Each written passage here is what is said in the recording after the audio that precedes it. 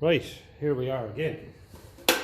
So this was leaking, so I took it out, gave it a tighten up, and the way of testing it is to hitch up the fuel system and pump this until you can feel the pressures up to max and it doesn't do any more, right?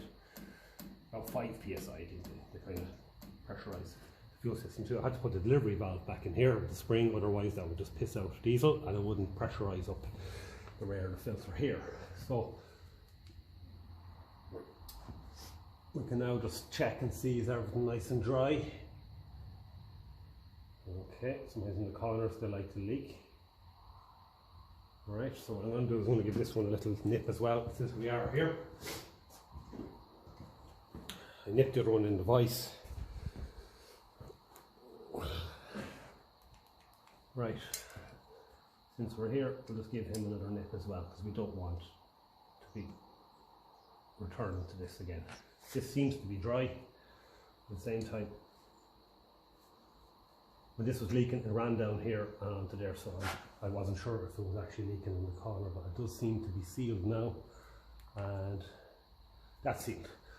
So we are up to full working pressure here on the pump. You can feel after a while it doesn't pump anymore.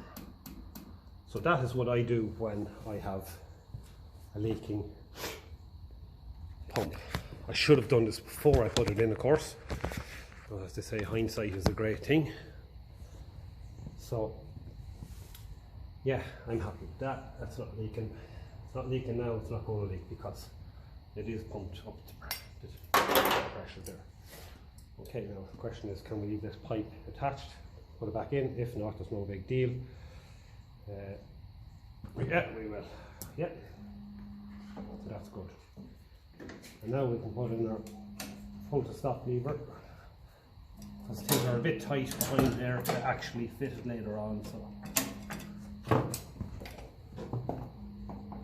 okay, in she goes. Make sure our throttle lever is in the right position there as well.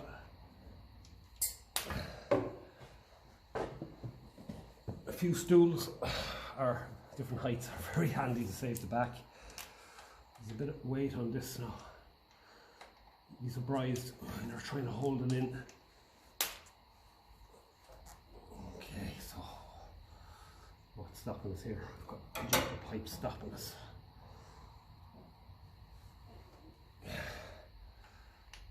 It's a big wide slot here, so you do have to play around a little bit to get the bolt in. And of course we don't want to go tearing that gasket.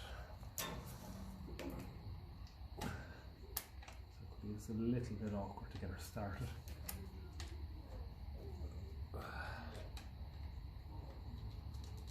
There we go. Once you get that lad in, you're safe. And then we go and put the one in at the bottom here. I'll move you around a little bit. You've probably seen me doing this a few times at this stage of the game. So the lesson to be learned from this is, before you fit your pump, if you have a lift pump on it, like the later ones from 1954, 5 and 6, hitch up your fuel pipe to it and just simply pump the hell out of it, checking the back of the pump and all them seals. Okay, the final one goes in behind, and that's a bit awkward when you have a lift pump because it gets in the way a little bit, so you might have to play around as I do there. There's different lengths of extensions, and I find the 3/8 seems to be the best for this. Half-inch drive is just a little bit too thick, and again you're not going to be able to get your fingers in there. You pull the pump out of it, give yourself a bit more space. Again, that slot is fairly wide, so you just have to play around. Everything by hand. Make sure those threads in the block are good as we're going into it, so you can feel it tightening by hand. You do not want to start putting a socket on this and tightening up in case you cross thread, or in this case leave the stud out altogether. I can't get this to bite now at all. and it's all just by feel.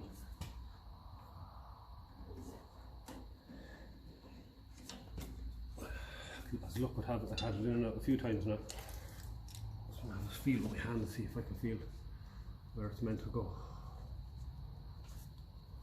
I feel the hole. Yeah, so pump needs to go in a bit. There we go.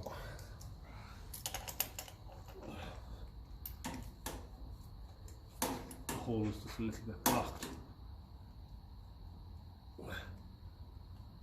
So I'm going to come back when that's done, because watching me struggling at that is hardly very entertaining. So I probably should have recorded that, but I think I did before. You take off this lad and you take out the delivery valve and spring, right? Tighten them back up. We're back on your injector pipe. I've been blowing all of these out every time I take them off, just to make sure everything is A-okay. This is going to turn into our swan neck pipe now, as to say in the owner's manual, the workshop manual for the 20 diesel. As we saw there yesterday, what we're looking for is this to start spouting out diesel at the right time and then to stop. Now, one thing I did do, and I shouldn't have done, is put on this cover here, because we have to see what's happening in the engine. It looks like we're on cylinder number 1, so we have to go right around 1, 3, 4, 2, come back to 1 to set her timing.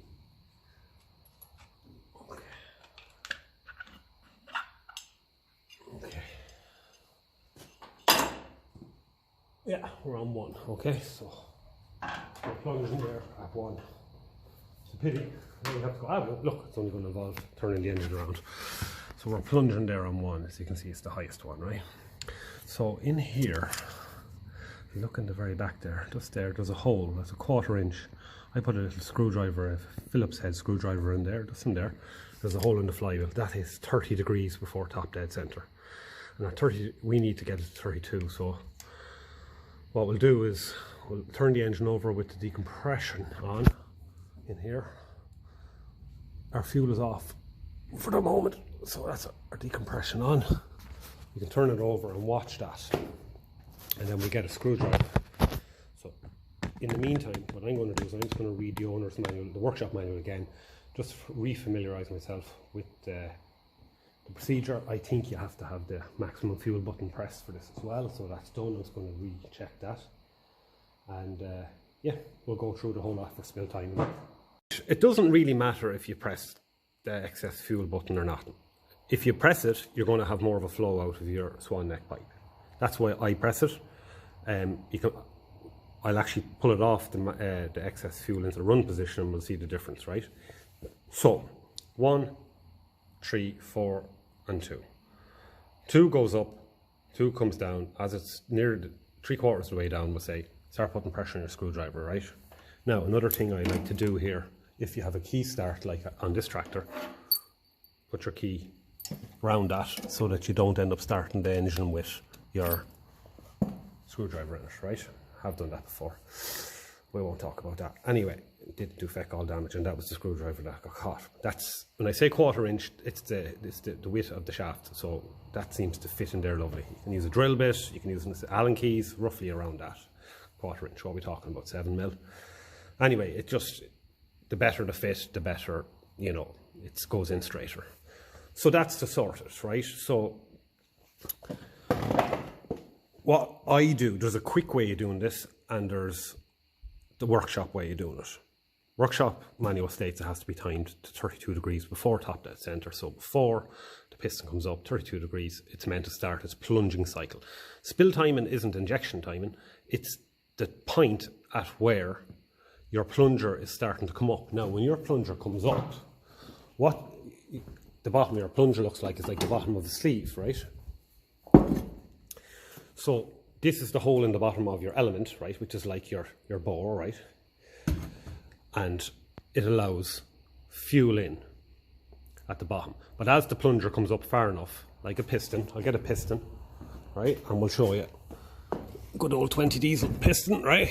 As the plunger, which is basically like your your plunger like a piston. As that comes up, right, it's going to block that, and whatever fuel in there is then going to make its way up into the injector. So what we're doing is we're trying to set the point at which that plunger is covering the port. That's what's known as spill time, right? I can't push it down anymore because there's rings in the way there, but you get the idea. So that's exactly what's happening in here. So it's not injection time. We cannot time the injections because your injectors could be off calibration, but we can time the point at which this comes up. So when the plunger's down low enough, fuel will come in and it'll fill that bore, if you want, or that element. It's like a syringe of a needle. So that's all we're trying to do. I hope that's a good explanation of it, a simple enough explanation of it, right? Because that's the only thing we can time in the pump. Injectors are separate. Right, so I'm in there, we're locked in 30 degrees. Why Ferguson didn't put the hole at 32 and just be done, I do not know. It depends on your engine number as well. The later engine numbers, check your engine number there, and if it's late, you can see it on the internet there. If it's late after a certain number, you have to time it 26 degrees before. This engine is 1954, so it's 32. I think the 26 degree ones were like sometime in 56 onwards to the end. But anyway, check that out. It's on the internet there. I think it's plowmyfield.com have spill timing if you Google it. So we're locked in. The quick way of doing this, and this is a way that a man told me about. He's been working on these engines for about 60 years, and he said this, if everything is right, this will work. So I'm just going to get the tripod now.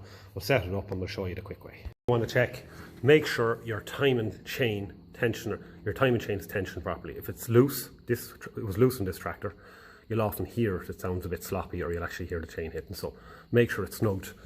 Just turn it in with your finger, and I go about a quarter of a turn more. By turning in with a finger, I mean turn it till you feel resistance, and just go like a bit pinching more with your finger and just snip the lock nut. So the quick way of doing this, right? I might have to get the work lamp on the job again, right? So let's try and get everything into frame here first.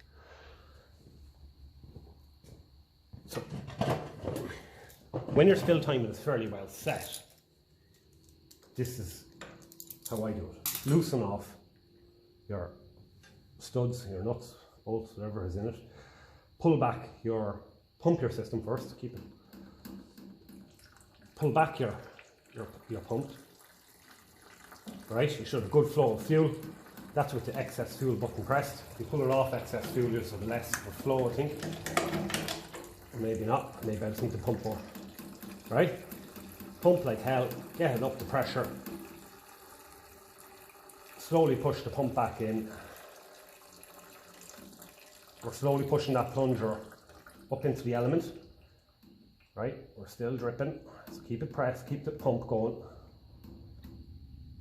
A little bit more. And about there is where you just see a drop. Now, they say a drop every 15 seconds is acceptable, right? So what I do is I grab my 9/16 spanner, okay, if you can find it.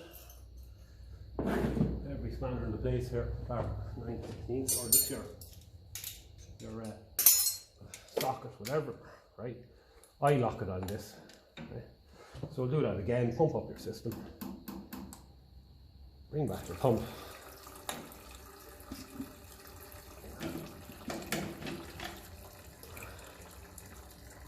Probably better to have it in the run position rather than down in the maximum fuel, but sometimes it just allows more fuel flow and you'll actually have an accurate result. Push it back towards the block, keeping her pumped here as hard as you can. Keep that pressure up.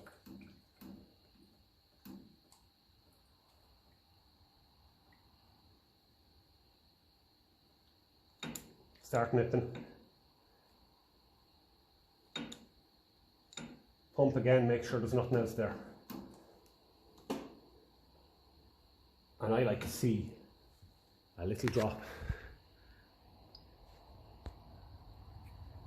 just forming like that.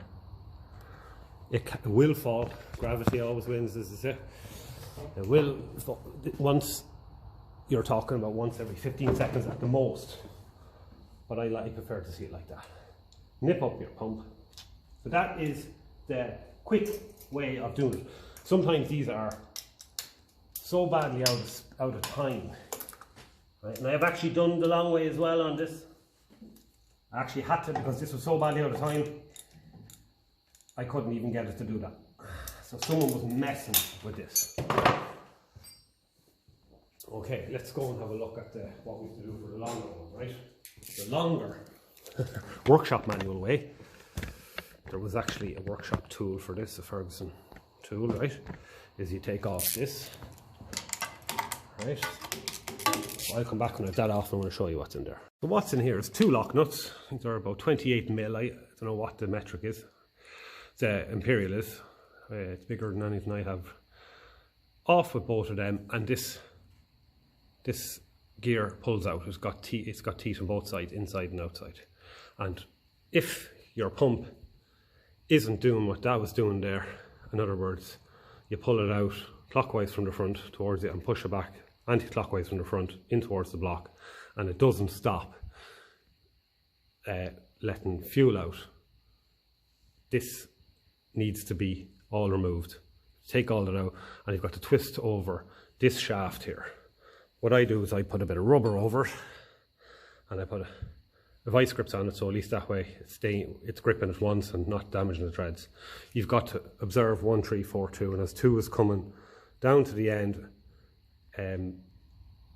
you can actually keep turning it until it does exactly what's sort of happening there. You're just turning the pump independent of the gears. And that gear has a master spline, so it only goes in one way. What you do is you carefully try click, click, click until it goes in, and then you put back on your lock nuts and you should be good to go then. That's what I had to do with this. I didn't video it because, to be honest with you, I had to kind of consult someone else. It's been a while since I've built time these, but I was confident enough and that was the right thing to do. And through doing that, I now have enough of movement in the pump on the flange there, on the grooves for the bolts there, to actually be able to build time it now the quick way. But I wasn't at the start. There was something gone wrong. So that's the longer way. Again, if you have to look at the workshop manual, you know, there's plenty of information on that. That's how I do. That's how I do it on that, because that was set well. So I think that's roughly all I do when it comes to spill timing. I probably should have videoed that, but to be honest with you, it would have been very long-winded. So we'll see how it runs, see how it starts. If it isn't any better, my guess is the timing gear and timing chain and gears are too worn in that. The adjuster is screwed in fairly far, so I'd say there's too much slack in there, and I have a feeling that's why I had to go messing around with that to get it right. So we'll see how it goes. Okay, I have spun her over a bit on decompression to bleed the injectors. Put back in the delivery valve and all of that into plunger number 1, and there was a bit of smoke coming out of it even at that, so I was starting to think, yeah, this might actually run. As you've probably seen in the earlier videos, it was a bit of a pig to start. About 20 seconds turning over, full throttle, and at 22 degrees in the shed on the thermometer on the wall. So it's, I think, about 9 degrees at the moment there. I'll just check and see. 10 degrees, so 10 degrees. So I've given the injectors a bit of a bleed. There's probably still air in the fuel system. There's still a few little weeps here and there. But look, if we get it running, we can go and lead the injectors and we get it running. So screwdriver's out, obviously, and keys in. Not going to use any heat. I'm going to give it a half throttle. Battery charger's been on, so I'm going to plug that out. Okay.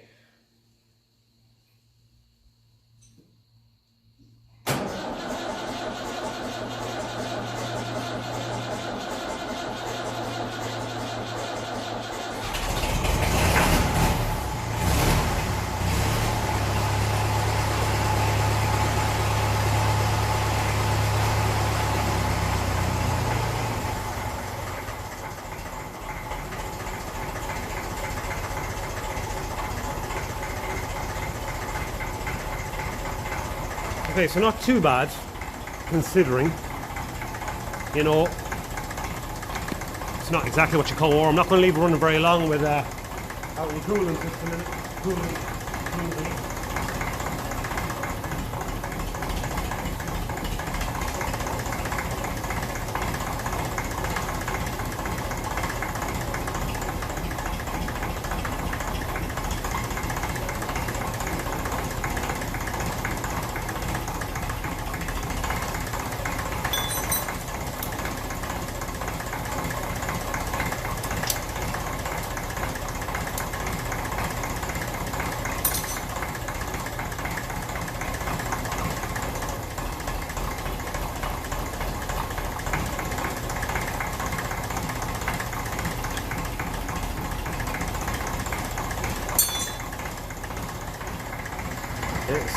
Every now and again I'll just keep my hand in there, make sure it's not getting, no, it's still cool as hell. Right.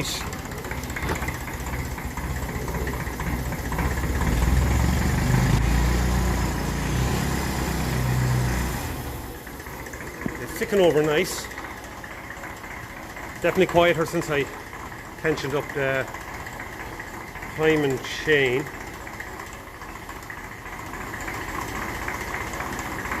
So what we can do, I probably should have taken that fan off. Just top in another bit of oil into this as it's running.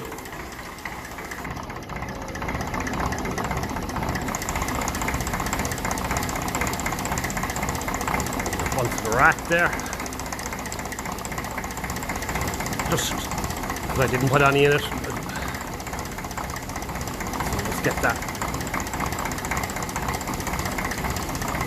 That'll do it there for the time being. They're kind of self-lubricating to a certain extent as well. Make sure we're not running too hot. No, not in the slightest. Okay, so not too bad for no heat, no heater plug.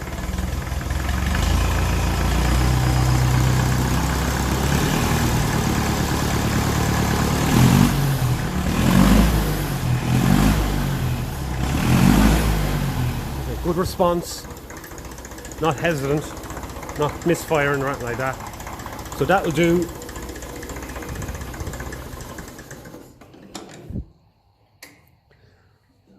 Yeah, it's not even fucking warm. Good. Just in there is where it would get hot. That's perfect. Okay, so that's definitely what would you call an improvement. We'll put the battery charger back on because I'll check that again tomorrow.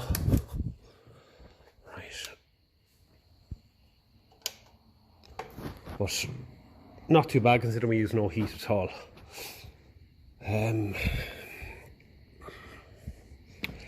Yeah. Damn it. I forgot to put the lipstick back in, but that doesn't matter. Right, probably just going to give it a bit of a rev there. I just wanted to give it a rev to make sure that it was responding well. But I'm happy enough with that. It is the weather that are taking a turn for the kind of colder in the last few days. So yeah, we'll monitor it, and we'll put it back together, and we'll see where we go from here. Maybe a few test drives, even just with the cooling system back on, no bonnet, and have the parts then to rebuild this, and we're back on 4 wheels. Then we can see what it's like for a few mornings starting cold, or evenings, whatever's coldest, and see what we think. But hopefully this will help people with spill timing. I can't see any other videos on the Ferguson 20 diesel being spill timed. I do kind of regret that I didn't show that. To be honest with you, I had to just really kind of, you know, kind of focus on it, and I just, when I was messing with that gear, I just didn't want to be pressing record and stop and all that. But so that's it. We'll see how it performs. If the owner's not happy, the owner will be calling once I get it running. If he's not happy, what we'll do is we'll pull out the pump, we'll get that phased or calibrated, right? Because he said there could have been someone in there messing with that. He says he's very sure there was someone in there messing with that, to try and stop surging. The engine was going up and down on its tick over when how you stop that is you shorten this, and it pushes that baffler in, dampener in, and that's what stops it. You don't go messing with this stuff there. You do not go loosening those. That's all has to be done in a jig and a proper diesel injection place. So if he's not happy, if he thinks it isn't any better, we'll get that done, and we'll take out the injectors and get them done, calibrated to 120 bar, cleaned, new nozzles if needed. And then when I have them out, I'll do a compression test on the engine, and that'll tell us what condition the things are in inside. Ballpark would be ideally 400 psi in each cylinder. So we'll leave that for this evening. So at least we can call this spill timing. I actually did it over 2 evenings, so I just missed recording that. But you never know, we might be back there again. But for now anyway, we're going to call this video spill time, and hopefully it's going to help to other people there that are going to be doing this. Okay, we'll catch you at the next one.